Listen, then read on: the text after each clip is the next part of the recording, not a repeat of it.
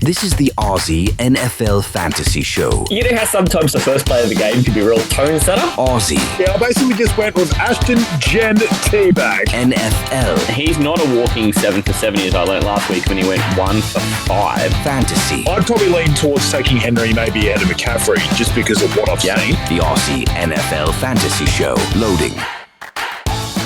For the Aussie Gridiron Network, this right here is the Aussie NFL Fantasy Show. They call me Matty C, and with me today in what's going to be an interesting episode because, I'll explain in a moment. We've got Taylor Goodall currently on some leave, and we are trying to replace him, the most enigmatic person in all of the fantasy community in Australia, with someone who we think will do that role justice. And we have gone and sourced one of the people we think can do the best job of that. You would have caught him on the Friday show, and he is best known to us in the fantasy community, not just as Commissioner AU, Fantasy Commissioner AU on Instagram, but we call him KEV the Croc Hunter Patterson. He's joining me on the show this week in place of Taylor. You saw him on the Friday show. He's here to do a Starts of the Week team. And then to represent the world, and he did a lovely job at this on Tipping Point on Friday as well, is the host of our sister show on the network here on the Aussie Gridiron Network, the host of G'day Gridiron, Ian Tomlinson. So, the way this is going to work is we've had a couple of gremlins in the system. Some things haven't quite gone the way we wanted. Last week, it resulted in us not having a Sunday show to publish at all. This week, it's resulted in us having a just Tipping Point for Friday and very little else. And today, we get some of starts. But you get plenty of banter, which is nice. But the starts gets truncated a little bit. But I will give you the entire lineups from where it cuts off. I'll give you everything that the guys gave me and that I was managed to keep. So from here, we don't anticipate having any future problems with these things. So thank you for sticking with us for these couple of weeks. We've had a couple of hairy moments, and hopefully we'll be back to having our usual cast and our usual great level of insane content to go. We're trying to help you get yourself ready for the NFL grind each week through fantasy season. We're almost at the halfway point here at week 7. So by the time we get back next week, we're already halfway to the playoffs. It is amazing to think, considering how fast that has all gone. But without further ado, it's time to bring in our guests and get picking our starts team to try and help you navigate these couple of buys. Born in the heart of the earth, shaped by fire, wind, and time itself, this trophy is no mere prize. It is an artifact of legend, passed through the hands of kings and conquerors, scholars, and sages. Its worth measured not in gold, but in the wisdom it bestows. Now it rests with us, the chosen stewards, entrusted to guard its legacy. Only he who offers the truest insight, the boldest foresight, shall lift it high and claim his place among the immortals. This is the Aussie NFL Fantasy Show, Starts of the Week. Well, joining us for a version of Starts of the Week that we haven't seen for quite some time. The Starts of the Week that involves just one of us regular Pelicans, and then two of the invited great part of our Australian American football fantasy community. Of course, we've got Kev, who's been here through the mailbag segment, but we're inviting back, and we spoke to him on Friday. You haven't caught this yet. Doing life all wrong because we explored all kinds of great stuff on the Friday show, including some great white man rap from the University of Miami. And to join us to do this all again with Starts of the Week is the host of G'day Gridiron. It is the irrepressible Ian Tomlinson. Welcome back, mate. Back once again, just like Shady. And G-Reg. Is there something strange in your neighborhood? Oh, there we go. That's better. Who are you going to call? Not me. Ghostbusters. Ooh. Back to the Sunday show.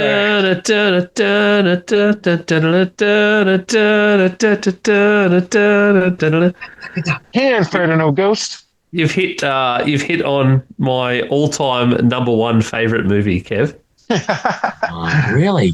I love Ghostbusters. I love the whole franchise. I even like the shitty female-only version that they brought out. It's not shitty because it's females. I should preface that dumb comment. The version is shitty. It's just that happens to have more females. The version where it's just like they tried to remake the actual movie rather than making it like part of the series. Yeah. I don't even know why that just popped into my head, but like as Matty was running through the intro, I was like, Ghostbusters seems going in my head. Yeah, fuck it, let's go with it. That first one came out when I was just a wee lad. I think it was like 6 or 7. It might have come out in 86 or something like that, 85, 86. Yeah, and I remember watching it somewhere around when I was like 6 or 7. Wild. The 80s are wild. You just let your kid watch just PG and M-rated movies. It's not a movie for kids, by the way. No, it was not. Whose parents really cared? No, that's the kind of movie I had to watch if I was at a sleepover with a mate's place or whatever, because my parents were like, that's not a movie Connor's watch. So that was definitely out of my purview. But I love that. I love that in our worlds, though, in the 80s, there was no in between. Your parents were either like straight down the line, no, that's not appropriate for children, or your parents were like, just do whatever the fuck you want and don't die. Like it's, and if you do die, don't come running to me. Yeah. There's no middle. There was no middle. But anyway, yeah, I remember watching that, and I was young, and then I had nightmares for years about the Slimer part. It was only the Slimer bit where he comes at the camera and he slimes shit. It's just I had nightmares for years just about that hallway scene. That was it. But I absolutely love that movie. Yes. Absolutely love it. Oh my God. Yeah, put me can't in. tell we're the exact same generation, can you? Put me in a Ghostbusters suit for the photo, Matty. Let's do it. Yeah. Well, there are 3 of us. Yep. You ain't afraid of no starts either, mate. I ain't afraid of no starts, but I love joining you for Starts of the Week segment because it's essentially me picking my fantasy teams every week anyway. I feel like the majority of my fantasy teams these days are just jabronis that are under 50% started for anybody else because I can't get a leg in edgeways. Or, as I said to you the other day when you said, hey, do you want to come on? I said, sure. I can't do as bad as I have been doing, like forgetting waivers every single week for the past 5 weeks. You did fess up to that. Yeah. Well, this week is the one week that I did the least waiver activity too because I just didn't have the time. It is escaped me. Every Wednesday evening, I'll be sitting there and I'll be like, I'll be starting to make dinner or something, and I hear my phone go ding, ding. I look at my phone and I go, fuck, waivers, fuck. Just think about all the money you've got if you survive another week in the Guillotine League going because you haven't been able to spend any. Well, that's the only waivers I care about, Kev. The rest of my teams are fine. There's one league, though, you're still alive, mate. We're both dead, so, you're killing it. There's one league where 0.5. It's one league where I got a win finally this week, so I'm now 1-5. But there is nobody. It's a 16-team league. There's nobody on waivers. They've got extra slots anyway, so we picked up all kinds of dudes. But I picked up a stonking team, or what I thought was. On paper, it looked amazing, and the guy after me had a terrible team. He's leading the league undefeated, and I'm like, how the fuck did you do that? And I was picking at 14 and he was picking at 15. I'm like, how did you do that? Fucks me off is when that guy's like an auto draft too. That fucks me right off. It's like, I chose my losers. You didn't even choose them and you're winning. Screw you. So, yeah, I don't know. There's been enough of them this year. I've definitely seen enough leagues with folks who auto drafted or they got off to Easy Street. You're like, really seething. I think there's 2 Guillotine Leagues at like 7 weeks in. I've got no money left because I just dropped 50 on Bijan week after week in 2 of them. But I'm like, hey, he's my RB1 for the rest of the year, so I don't need anything else. I've tried on a couple, Kev, and I have actually been beaten out on a couple that I did. I went in early. And I went in hard. You said you laid some serious money on some guys. You told me that, yeah. Yeah, I put like 38 on one too. I can't remember who it was. And then I got beaten out. Someone put like $60 on it. I'm like, holy shit, what are you like doing? remember like the first week when someone got like $75 on Ashton Genty. And he didn't even have a good week 1. I was like, what the fuck? What's going on? Or as I said to you last week, in the what was the one I got kicked out of last week? Superflex. I think it was.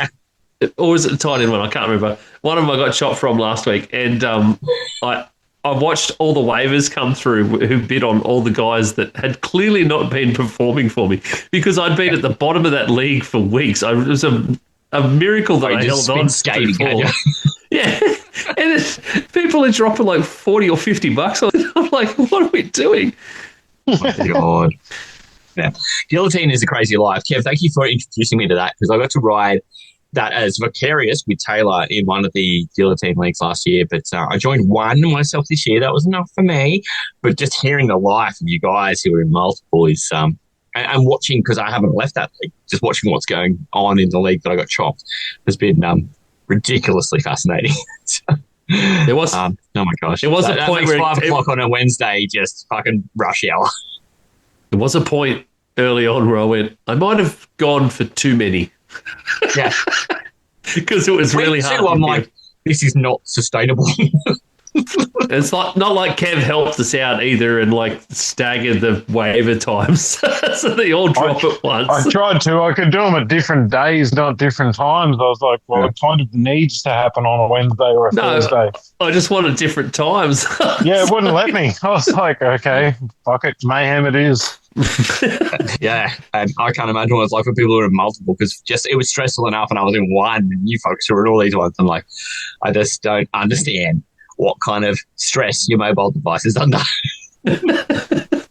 A lot. Well, now, we are here for starts of the week, and last week was a bit of a week.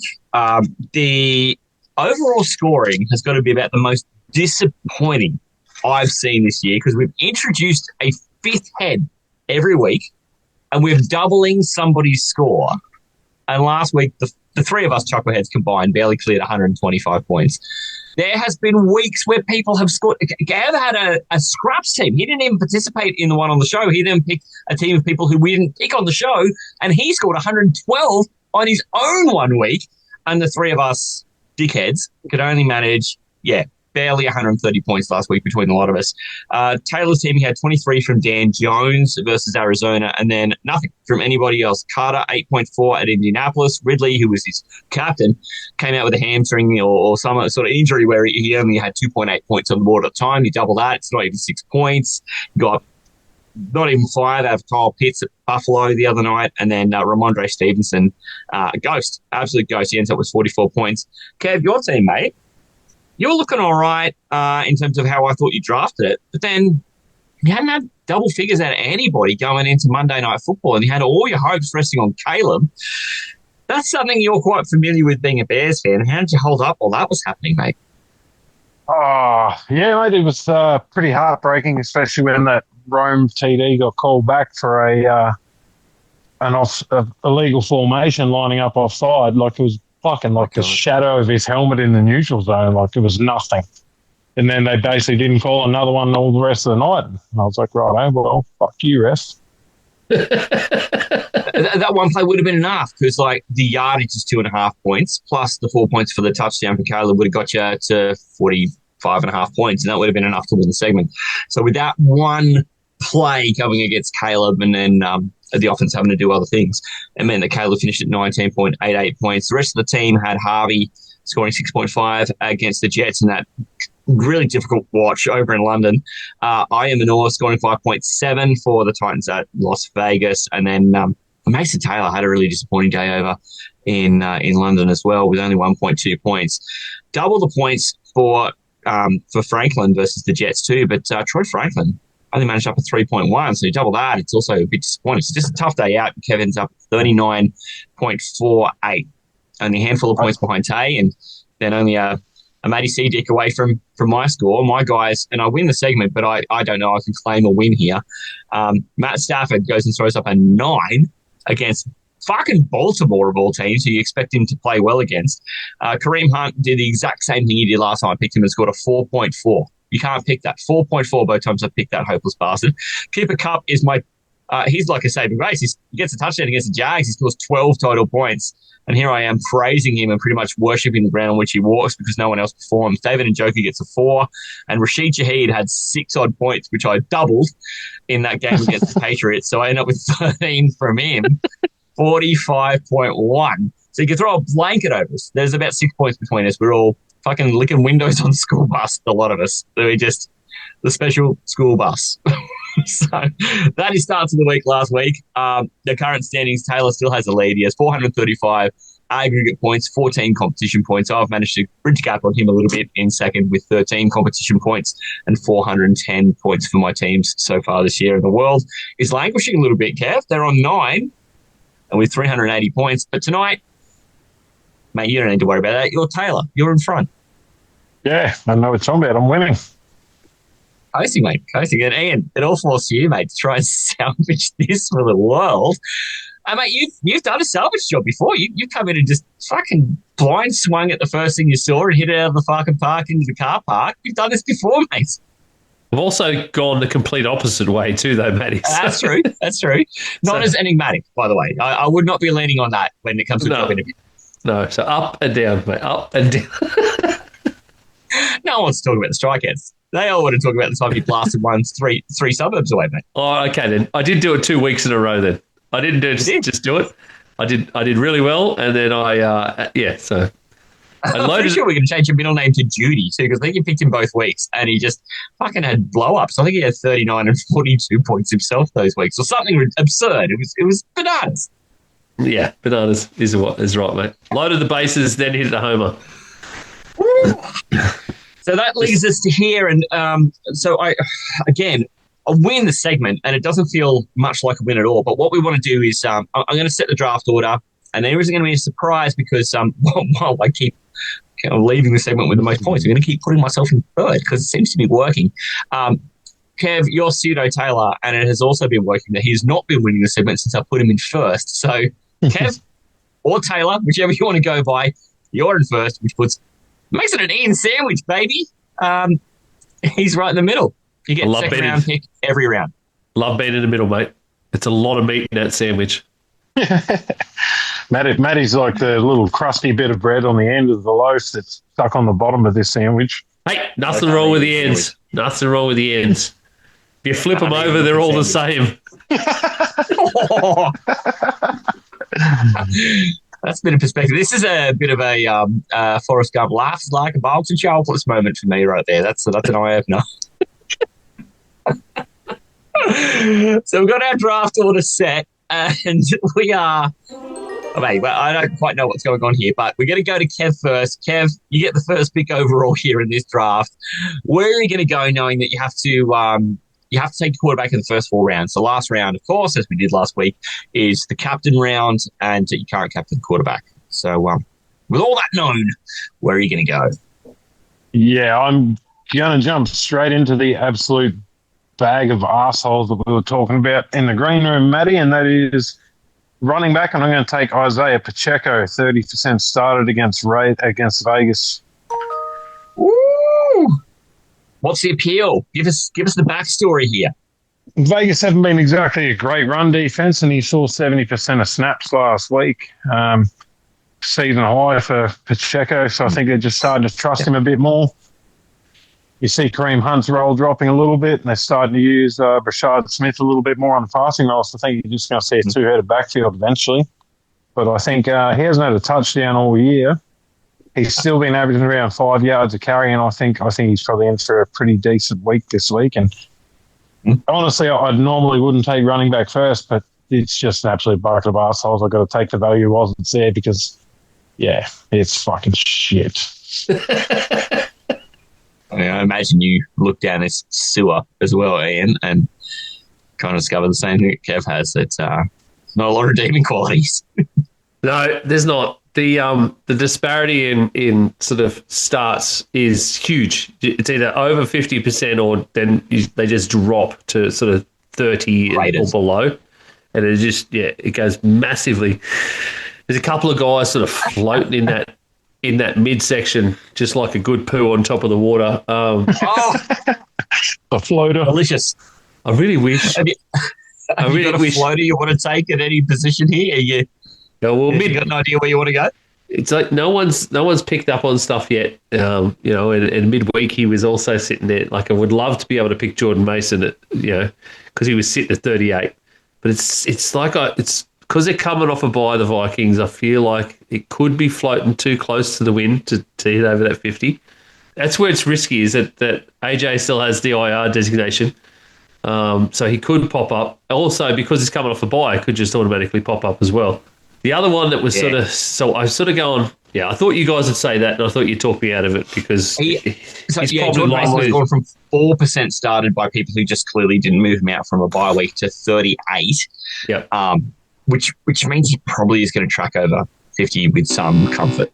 Given that. Normally just avoid teams coming off the bye. That's why I was sort of thinking it was only if AJ had been like, if there was some positive stuff on Jones, I'd be going Jordan Mason. But yeah, he had been in the 70s before the bye as well, which makes that a little bit more solid. But it's about whether Jones plays or not, which I think would impact his number. And it's just tough to know because Jones still has an IR designation, and we haven't seen him sort of track like he's going to play. Weirdly, this guy is still sitting at 34% started. Mm-hmm. He played as RB1 last week, and he will be for quite a number of weeks going forward. I don't know whether he'll pop over because people will jump on the bandwagon, or people will just hang off because they've probably already moved to something else in their bag when Amari and Hampton went down with an ankle injury. Kamani Vidal is still sitting. It was 49% rostered, 34% started last week, and had a stonking week where he saw a ton of ball and got like 124 yards, and also caught some as well. Yeah, 18 carries, 124 yards, and 3 receptions for 14 and a touchdown. Yeah. So I feel like I want to probably just throw caution to the wind and just go with Kamani Vidal and just hope he doesn't pop over that 50% mark. Like, people don't get on board with it, because I'm hoping that might go well, because they're up against the Colts this week. And as good as the Colts have been, they also let in a ton of points. They've still been winning games, but they still get points scored against them. So, well, insert the record scratch, because that's kind of where things went a bit haywire and we lost a lot of data. So what I'm going to do is give you the rundown on what happened in the rest of the starts of the week lineups. Sadly, we lost quite a lot of the episode through, I don't know, let's call it Gremlins, shall we? We got through the first round here where we saw Kevin taking Isaiah Pacheco versus Las Vegas, and Ian in his first pick had taken Kamani Vidal, very trendy pickup against Indianapolis, 34% started. I come up on the clock next, and I just jumped straight into taking Indiana Dan Jones. He's been playing excellently well. He scored 23 points for Taylor last week, so I decided that was good enough for me. 42% started, and came back and took Zach Ertz, who's jumped to 40% started against Dallas in a matchup where I think anytime you can, you want to try and exploit someone who's against Dallas if you need a start at any position, but especially at a position like tight end. This week we've got 2 teams on bye. Next week we're going to have 6 teams on bye. If you can get Zach Ertz in there, that is a good pickup. On the way back here in the second round, we see Ian go and take a Cooper Kupp against Houston in Seattle. 42% started after being 41% started last week and getting a touchdown against the Jags. So we'd like to think the Cooper Kupp will keep that up, even though JSN is on a historic tear there as a wide receiver 1. The next pick in this is the final pick here of the second round, is that Kev goes and doubles down.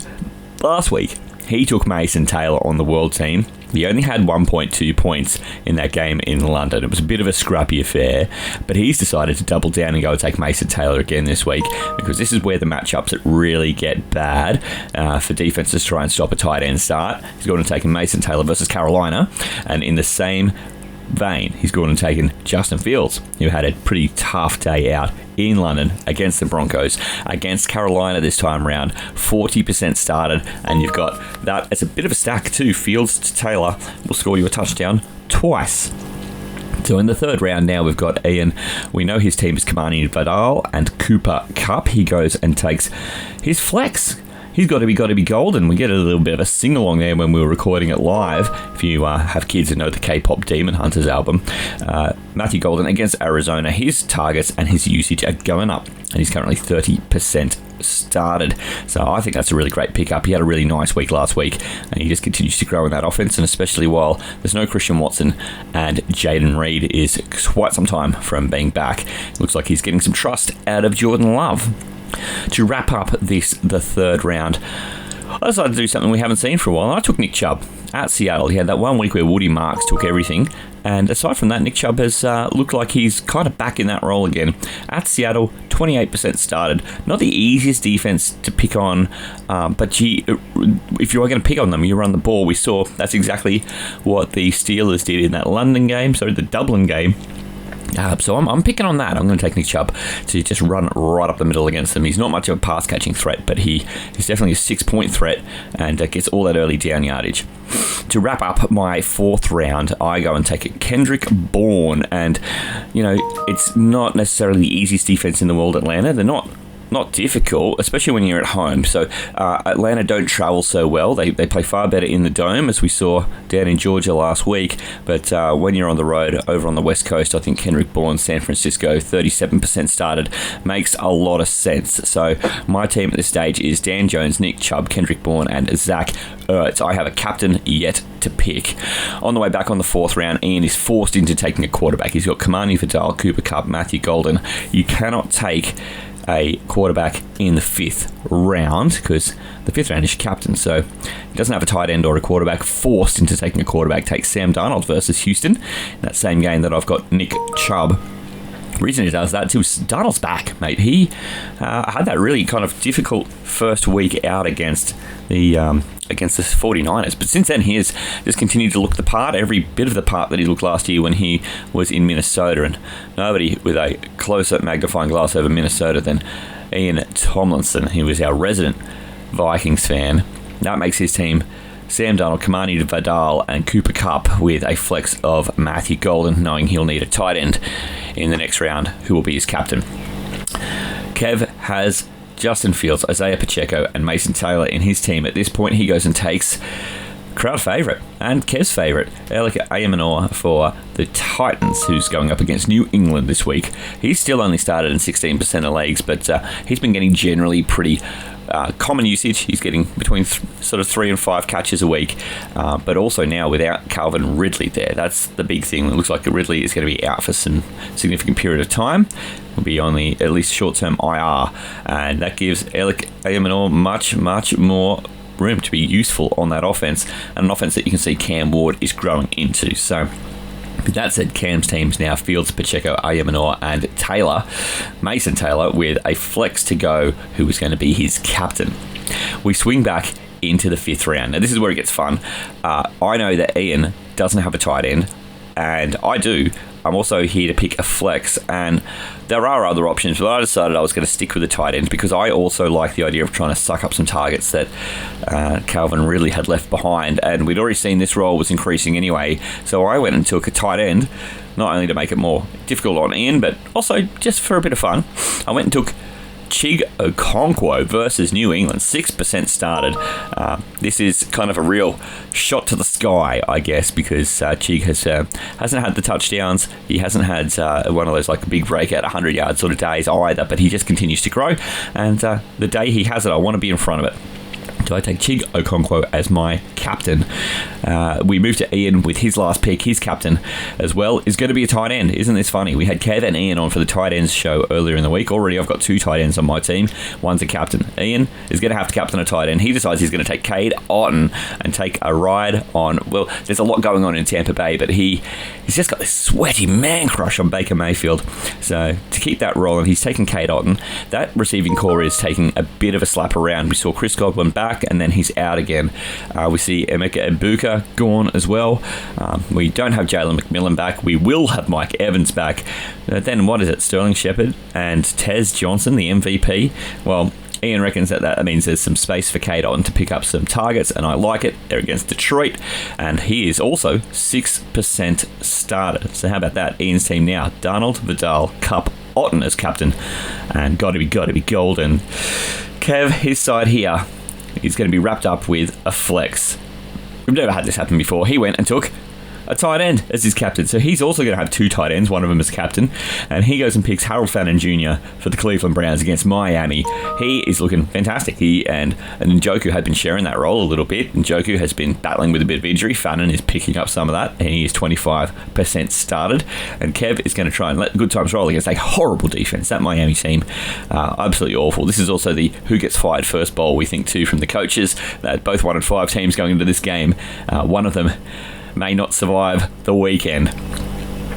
So here we go, let's recap the teams and then we'll get you out of here to go and enjoy your weekend before we see games kick off here for week 7 in the NFL. Kev picking for Taylor this week is Justin Fields, Isaiah Pacheco, Alec Ayamanor, Mason Taylor, and Captain Harold Fannin Jr. is going to be team that's going to represent Taylor and starts the week picked by Kev. Ian, who's representing the world, goes and takes Sam Darnold versus Houston, Kamani Vidal versus Indianapolis Colts, Cooper Kupp versus Houston, Cade Otton, Captain Cade versus Detroit, and gotta be Matthew Golden at the Arizona Cardinals. He is going to try and pick it up for the world team, who are kind of languishing on the table at the moment, and I'll give you a little insight into that at the moment. And then Dan Jones, Nick Chubb, Kendrick Bourne, Zach Ertz, and my captain, Chig Okonkwo, is going to represent me, Matty C, going into the week. A quick look at the table for this segment too.